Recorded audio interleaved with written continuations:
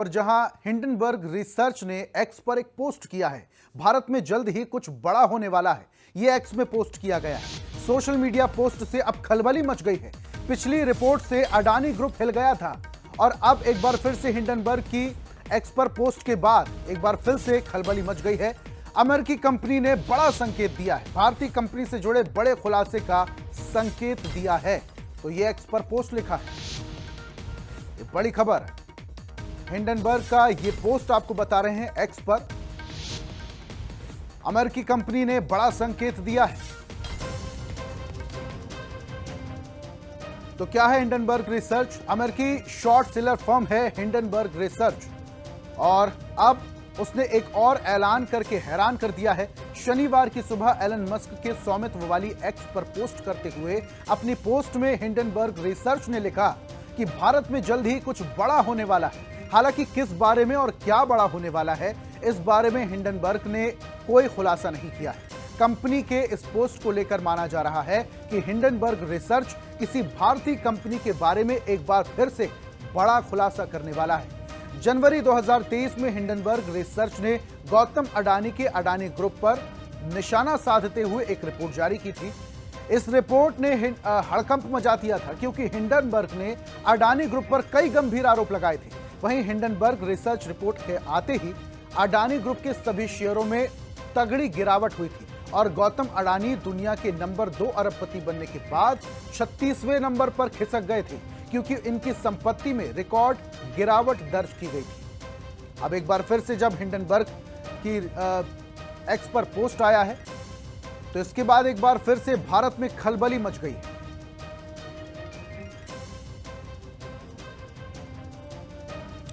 और अडानी ग्रुप पर 24 जनवरी 2023 को रिपोर्ट आने के बाद सभी शेयरों में भारी गिरावट आई थी, जिसके बाद कंपनी की वैल्यूएशन में भी तेजी से गिरावट आई थी। आलम यह रहा कि अडानी ग्रुप की वैल्यूएशन कुछ ही दिनों में 86 अरब डॉलर तक घट गई थी।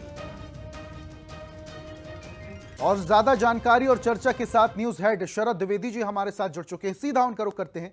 सर देखिए, इससे पहले भी जब हिंडनबर्ग ने रिपोर्ट जारी की थी तो अडानी ग्रुप के जो शेयर थे धड़ाधड़ नीचे गिरते चले गए थे। दूसरे नंबर पर थे अडानी और सीधा 36वें नंबर पर खिसक गए थे। इस बार पोस्ट किया है, पोस्ट के जरिए क्या संकेत देने की कोशिश की गई है, क्या समझते हैं? अब देखिए, इस समय भारत में बहुत सारे दिल धड़क रहे होंगे, खासतौर से वो लोग जो प्रभावशाली हैं, चाहे वो उद्योगपति हों या किसी भी वॉक ऑफ लाइफ के बड़े स्ट्रांग लोग हों, मजबूत लोग हों, उन सब के दिल धड़क रहे होंगे कि हिंडनबर्ग की रिपोर्ट इस बार क्या किसी उद्योगपति को लेकर आएगी या कुछ और धमाका करेगी।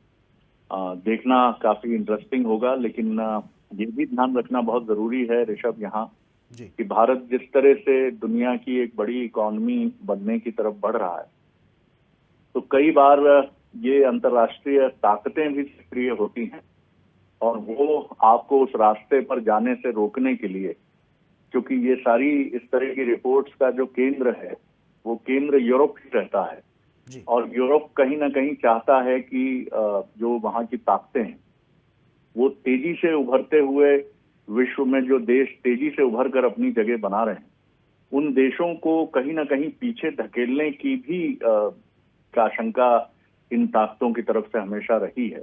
तो ये भी देखना काफी इंटरेस्टिंग होगा कि जो भी बातें सामने आती हैं उनके पीछे कहीं कोई मजबूत फैक्ट है, कोई मजबूत तथ्य है या फिर ये एक शगुफा है, क्योंकि भारत इस समय काफी मजबूती से आगे बढ़ रहा है। हालांकि 2024 के लोकसभा चुनाव ने गठबंधन की राजनीति की तरफ फिर एक बार देश को खड़ा किया है।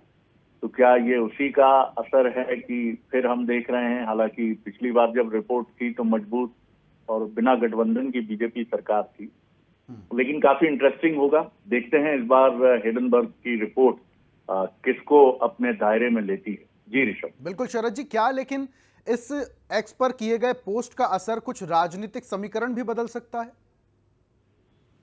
इसकी कोई संभावना या आशंका नहीं दिखती है ऋषभ, क्योंकि हिंडनबर्ग की रिपोर्ट आमतौर पर किसी आर्थिक गतिविधि से या कथित आर्थिक अनियमितता से किसी ग्रुप के जो ट्रेंड हमने देखा है इसका, वो इसी से जुड़ा हुआ रहता है, तो इसकी कोई संभावना नहीं दिखती है कि इसका कहीं किसी पॉलिटिकल इक्वेशन पे कोई असर होगा। जी ठीक है, बहुत बहुत शुक्रिया शरद जी हमारे साथ जुड़ने के लिए, तमाम चर्चा के लिए।